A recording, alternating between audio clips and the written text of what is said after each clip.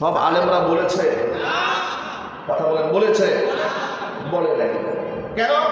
যদি আমার মুসিবত হয় আমার নিজে, বলে নাই। কথা বলতে হবে, ঠিক কিনা?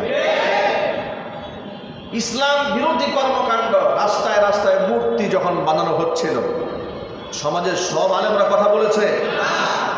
অথচ মূর্তি যে হারাম, বানানো হারাম, পূজা করা হারাম, অর্চনা করা হারাম, ছবি অঙ্কন করে লটকিয়ে রাখা হারাম, ছবিকে ফুল দেওয়া হারাম, জন্মদিবস মুক্তি দিবস পালন করা হারাম, ইহুদি খ্রিস্টানদের কালচার, এই কমন ব্যাপারগুলো পাবলিক না জানলেও আলেমরা জানে না? আরো জোরে বলুন, জানতেন। এরপরে মাসের পর মাস শোকের মাস হয়েছে, আলেমরা কথা বলে নাই। সব আলেমের কথা বলছি না, অনেক আলেমরা বলেন নাই। যারা বলেছে তারা বিপদে পড়েছে, কথা বলতে হবে, ঠিক কিনা বলে? যারা বলেছে তারা বিপদে পড়েছে। তারাই মৌলবাদ ত্যাগ খেয়েছে, তারাই জামাত শিবির ত্যাগ খেয়েছে, তারাই উগ্রবাদ ত্যাগ খেয়েছে। যাকে যেভাবে দমন করা দরকার তারা সেভাবেই দমন করার চেষ্টা করেছে।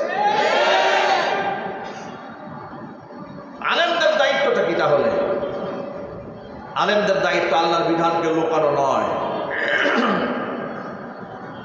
আপনারা দেখেছেন বিগত জীবনে ছবিকে সামনে রেখে ক্লাসের ছাত্রছাত্রীরা সিরিয়াল করে ছবিতে ফুলের মালা পরিয়ে চুম্বন দিয়ে দিয়ে বিদায় হয়ে যাচ্ছে।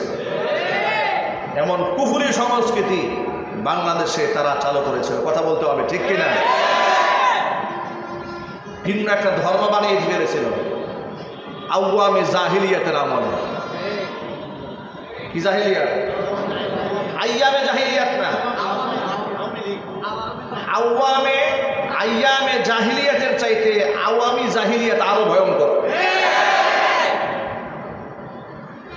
সেই জাহিলিয়াতের সময় মহিলাদেরকে দিয়ে দুয়ার অনুষ্ঠান করিয়েছে, করে নাই? অনেকগুলা মহিলা মিলে হাত তুলছে, সব মিলে দোয়া, পুরুষরা দাঁড়ায় আছে, মহিলা দোয়া করতেছে। এরপরে দেখে যে আলেমরা আমাদের পছন্দ করে না, আলেমদেরকে বাদ দিয়া জাহেলকে দোয়া করতে দিছে। জাহেল দোয়া করে বলে, আল্লাহ যারা বঙ্গবন্ধুকে হত্যা করছে এদেরকে তুমি জান্নাত দিয়ে দিই। দোয়া করে নাই?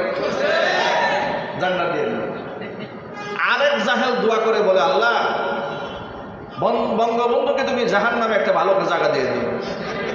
এই দোয়া কোনো আলেম করে নাই, আলেমদেরকে বাদ দিয়া যে জাহেলদেরকে ওরা দোয়ার দায়িত্ব দিয়েছে ওরা সেই কাজটা করছে।